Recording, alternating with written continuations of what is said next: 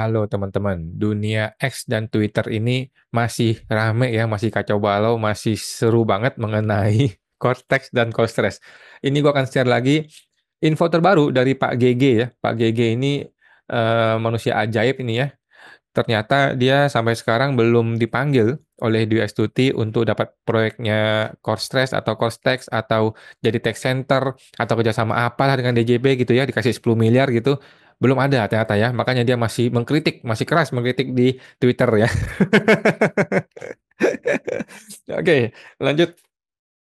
Ini Pak GG ini. Pak GG ini belum jelas nih siapa orangnya teman-teman ya. Kita tidak tahu ini orang siapa, tapi yang pasti bukan gua. Teman-teman ya, gua pastikan ini bukan gua, bukan gua yang cuman memvideokan diri gua sendiri ya, tidak ya teman-teman ya. Ini seseorang.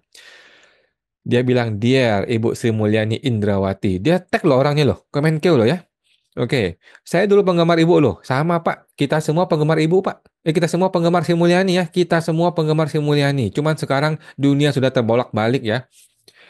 Makanya beberapa tahun ini saya kecewa. Ya, betul, setuju ya. Gua juga sama pendukung Sri Mulyani, gua juga sama pendukungnya Prabowo. Makanya kita kecewa karena kita mendukung dia, gitu loh. Kita mendukung barang sampah, gitu loh. Sorry, ini di Konoha ya, bukan di Indonesia.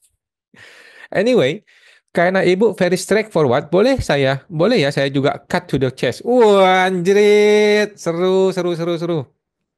Sudah Bu, batalkan dulu korteksnya. Ini masih huruf gede nih, harus huruf gede banget nih. Sudah Bu, batalin aja korteksnya, buang ke tong sampah. Anjing lah barang ini, buang semua gitu ya. Masih huruf besar nih semuanya. Tapi dia masih kata-katanya tuh masih sopan. Kalau gue sih udah, udah gue ngomel-ngomel ya. Sudah benar-benar tidak terselamatkan untuk saat ini. Setuju ya, setuju ya. Ini kalimatnya to the point banget deh ya. Udah batalin aja udah nggak selamat. Memang nggak selamat. Gini loh, teman-teman ya, coding itu jutaan baris. Coding membuat website itu jutaan baris. Lu mau benerin satu-satu, mampus. Ketemu satu, lu tambal. Ketemu satu, lu tambal. Ketemu dua, lu tambal. Nanti begitu di hacker sama orang, berantakan lagi, lu tambal lagi. Udah susah, susah, susah. Ini barang sudah mati, sudah nggak selamat gitu ya. Untuk apa hingga beresiko kehilangan lebih dari 50% penerimaan negara? Ini betul loh teman-teman ya. Ini udah Januari nih. Januari dia berantakan. Februari lu kira bisa beres? Enggak. Februari pasti berantakan lagi. Bisa setengah penerimaan negara berantakan. Sekarang kalau berantakan kan dia kan mesti bayar bunga hutang, mesti bayar pegawai negeri. Gimana caranya tuh? Satu-satunya cara adalah kembali ke sistem yang lama, batalin Cortex ini.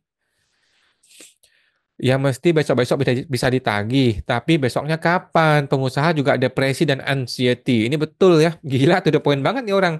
Memang sih betul kata si oknum-oknum pajak itu, ya walaupun terlambat kan tetapi faktur pajak nanti suatu hari tetap diterbitkan dan tetap kita tagih gitu ya. Tapi kapan besok-besoknya? Lu masih ada nggak besok gitu ya? Bulan depan lu masih menjabat apa enggak gitu. Perusahaan gimana? Bukan lagi frustrasi ya, orang udah gajian satu kali loh. Pengusaha sudah gajian satu kali di bulan Januari. Gimana gajian Februari? Aduh, menghitung hari ini para pengusaha nih. Toh sambil rollback ya, tim pesiap yang super gemuk 350 orang itu bisa leluasa membetulkan Cortex. Oke, betul setuju ya. Jadi mending lu matiin dulu, database-nya dikunci dahulu, kita benerin dulu, bla bla bla bla bla bla, benerin semuanya, panggil IWPI, panggil IKPI, panggil konsultan pajak, jangan panggil gua ya. Panggil orang-orang yang berkepentingan, yang ngerti pajak, ngerti hukum, ngerti teknis, dibenerin semua. 1 bulan, 2 bulan, 3 bulan beres kita launching ulang. Gitu yang bener. Setuju gue, setuju ya. Orang-orangnya orang pintar kok, bukan orang bego, orang di dalam situ ya. Mengenai resiko pidana, nah digedein sama dia nih ya, digelapin. Mengenai resiko pidana, jangan khawatir Bu. Kan ada Kepres 12 2020 yang menyatakan bencana non alam yang diakibatkan oleh penyebaran virus 19 sebagai bencana nasional. Jadi wajar bila memerlukan tambahan waktu untuk pembuatan Cortex. Ya mesti kalau di dunia ICT nggak sepengaruh sih karena kerja WFH pun nggak masalah. Menjebak nih Pak GG nih. Lu bilang dia jangan khawatir, nanti dia ikutin ikutin strategi lu, masuk penjara dia mati dia Pak. Jangan gitu dong Pak, jangan menjebak orang dong ya. Jadi COVID tidak terpengaruh terhadap proyeknya Cortex. Satu, karena semuanya dunia IT, ini bukan dunia fisik. Kemudian yang kedua, eh, ini barang bukannya belum terlambat ya sudah terlambat. Ini harusnya di launching 2024. Tapi sudah dimundurin ke Juli, dimundurin lagi ke Januari 2025. Sudah mundur 2 kali ya ini barang ya. Kalau dimundur sekali lagi masuk penjara. Jadi nggak bisa. Ingat, ICT itu bisa diukur pakai angka, Bu, sama kayak laporan keuangan. Setuju banget ya. Tidak hanya progres naratif saja, ini Cortex sudah 35 hari fail, tidak ada tanda-tanda membaik dan tidak jelas progres terukurnya. Setuju banget ya. Gila nih orang, to the point banget dia ya. Ini orang IT itu punya KPI ya, bukan cuman dunia dunia corporate saja punya KPI, orang IT juga punya KPI. Ini website di loadingnya berapa lama, ada KPI-nya bos. Ya, aduh, susah deh. Seharusnya proyek manajer yang juga staf ahli ibu itu harus bisa memaparkan ini ke ibu. Bukan bisa memaparkan, sama-sama tahu Pak. SST ya, sama-sama tahu. Lu bego, gua bego, lu error, gua error, semua tahu, semua tuh sama-sama tahu, sama-sama membungkam, sama-sama diem, sama-sama mendiamkan, sama-sama saling membackup, sama-sama saling pasang badan. Supaya apa? Supaya jangan sampai sama-sama masuk penjara, gitu loh. Kalau satu orang dikorbankan, dia nyanyi di penjara, masuk semua penjara itu. Itu buat ya Pak GG. Ya, juga Pak Dirjen, yang tentu lebih paham angka perpajakan dan sekarang potensial kerugian atas kegagalan Cortex yang mengakibatkan downfall penerimaan negara. Ya udahlah Pak Dirjen nggak usah diomongin lah. Jangan sampai justru ibu yang dikorbankan oleh tim ibu. Ya ini sekarang saling korban ya. Siapa yang mau korbankan dulu nih? Yang kecil korbankan yang gede atau yang gede korbankan kecil? Ibu Sri Mulyani yang korbankan Dirjen atau Pak Dirjen yang korbankan Sri Mulyani? Ini semua saling permainan, teman-teman. Dunia tipu-tipu saling saling saling menonjok gitu kan. Siapa dulu yang mau dikorbankan nih? Nah, tetapi sejauh ini masih akrab mereka ini ya, masih akrab, masih sepakat untuk mari kita pasang badan sama-sama ya. Jangan sampai ada satu pun yang masuk penjara. Sampai saat ini masih begitu konsepnya. Oke. Tapi itu di Konoha, teman-teman. Yang di Indonesia mah nggak ada, pada bagus-bagus semua pejabatnya. Dulu-duluan aja, Bu, katanya.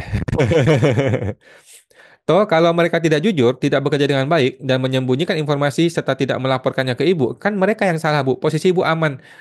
Ini mah menjebak ibu nih, si Pak GG nih, menjebak ini. Mana bisa. Yang namanya tanggung jawab tetap di atas. Mana bisa Bu Sri Mulyani bilang, Pak Dirjen nih yang salah nih, brengsek nih Pak Dirjennya nih, masuk ke penjara dong. Nggak bisa, nanti di penjara dia nyanyi. Ini ide awalnya dari Bu Sri Mulyani, bos. Ini duitnya lari ke dia sekian puluh persen, bos. Ya, nggak bisa ya. Tapi itu di Konoha. Itu adalah simulasi di Konoha, teman-teman ya. Kalau di penjara Indonesia nggak ada begitu.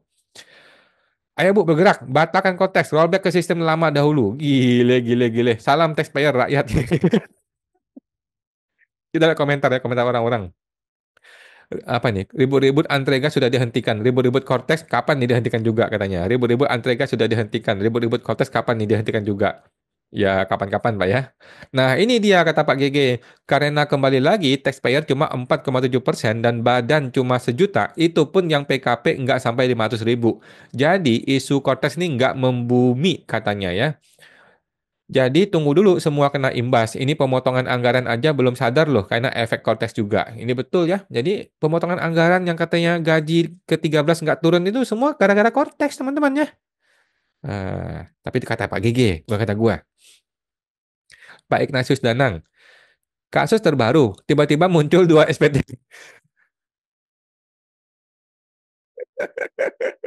Semakin gila, semakin error. Muncul muncul dua SPT.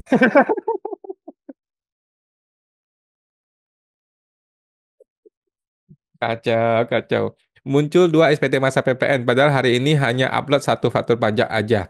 Ini kalau satu dilaporkan, apakah yang satu otomatis void? Ada yang double SPT masa, ada yang double bukti potong, ada yang tombol bayar nggak muncul, ada yang tombol lapor nggak muncul. Semua kekacauan ini, teman-teman, bukan cuma terjadi hari ini. Ini adalah akumulasi dari bertahun-tahun perencanaan yang buruk. Ini adalah akumulasi dari bertahun-tahun kerja serampangan, teman-teman. Ini coding, ini baris coding semua ini. Gitu loh. Baris coding ini sudah rusak berantakan. Dia mau cari salahnya di mana? Mana bisa? Caranya adalah dibuang semua, bikin baru. Itu dunia IT. Padahal hari ini hanya upload satu pajak aja. Ini kalau satu laporan, apakah yang satu otomatis void? Taunya WP sudah lapor, ternyata gantung satu dianggap belum lapor, terus kena denda. Kocak sih katanya. Dikasih lihat lagi sama dia. Dikasih lihat sama dia. Emang kampret nih si bapak ini nih. Pak Ignatius Danang luar biasa nih Pak Ignatius ya. Oh, karena yang satu otomatis dari Cortex karena ada faktur pajak keluaran dan masukan. Yang satu dibuat manual gitu kali katanya Pak GG ya. Dibalas sama Pak Ignatius. Bahkan belum bikin manual, Pak. Pure hari ini cuma upload faktur pajak aja. Kalau juga otomatis bisa dimengerti katanya. Tapi kalau belum klik buat konsep tiba-tiba muncul, gimana tuh? Aduh, mau jadi apa? Nih core stress ya. Gila, gila mau jadi apa? Gue gak ngerti lagi deh. Pak GG. Waduh, serem banget nih. Kam- Kampret. Pak AL. Semoga dilihat lalu dijalankan. Semoga ya ini demi Indonesia kata Pak GG. Tim AR di kantor W juga tiap hari banget begitu ngeluhin Cortex katanya ya. Eh lemah, lama, lemot ngerepotin karena harus satu-satu. Mau buat satu invoice dan satu pajak aja lamanya bukan main. Ini betul banget ya. Coba besok bawain coklat Pak buat mereka ya, biar sedikit terhibur katanya Pak GG. Luar biasa ya. So many love letters GG lagi kasmaran. Iya, mantap. Sakit dadaku, ku mulai merindu. Wah, mantap. Indonesia tanah airku. Heran sama developer ICT-nya dan proyek manajernya. Tidak ada mitigasi. Windows aja gagal, update aja rollback dulu. UAT-nya gimana sih? Wah, udahlah kacau semua ini mah. Kacau ya. Karena di pertengahan dihandle langsung oleh internal DJP Persiap yang hingga 350 orang itu. Penasaran juga bagaimana kondisi developer Persiap ya dari PM dan QA juga gimana kok bisa lolos testing? Ini gue baru sadar nih ya. Oh ternyata di tengah-tengah dilepasin orang lama masuk tim DJP begitu ya? Wah kalau gitu mah kacau balau. Bapak Tafak, Kepres 12 2020 sudah dicabut dengan Kepres 17 2023, Mas. Oh gitu, oke. Iya, kata Pak GG. Tapi kan molornya kejadian ini di Desember 2020 sampai 2022, ketika tim Persiap mulai bekerja dengan terhambat COVID. Oh gitu, oke. Kata Pak Tafak. Secara legal, pada saat aturan yang lama telah dicabut, maka tidak dapat lagi digunakan sebagai dasar hukum. Masalah molor akibat COVID kan sudah ada waktu 2 tahun pasca pencabutan sebagai bencana. Dikasih tahu lagi, Pak. Jangan kasih tahu dong. Iya, molornya 2020-2022 yang pakai regulasi yang berlaku di tahun tersebut. Ini 2 tahun pekerjaan yang terganggu karena konteks COVID. Lalu pekerjaan 2020 tersebut dilanjutkan ke 2023 sehingga jadwal ini mah normatif aja lah, kita semua sudah sama-sama tahu lah. Kalau seperti itu, artinya kebutuhan waktu di akhir, namun tetap kepres tersebut tidak bisa dijadikan dasar hukum ya, hanya sebagai alasan pertimbangan mungkin bisa. Karena narasi yang tidak, yang tadi sampai tulis itu mengarah pada Kepres 12 2020 sebagai dasar hukum terhindar dari tindak pidana. Gini loh, dia ini seolah-olah bantu Sri Mulyani, padahal dia ini tukang ngomelin Sri Mulyani, si Pak Gege ya. Mohon maaf ya Pak Gege ya, bercanda ya. Kerja nggak bisa kerja nggak bisa kejar deadline karena COVID terjadinya 2020-2022, makanya molor nggak sesuai dokumen tender dan pengadaan. Secara hukum ini masuk kerugian negara. Nah, tapi kan COVID di tahun tersebut bukan sekarang. Ya jelas pakai kepres yang saya tulis tersebut. Jangan paksa jadi time traveler dengan regulasi 2023.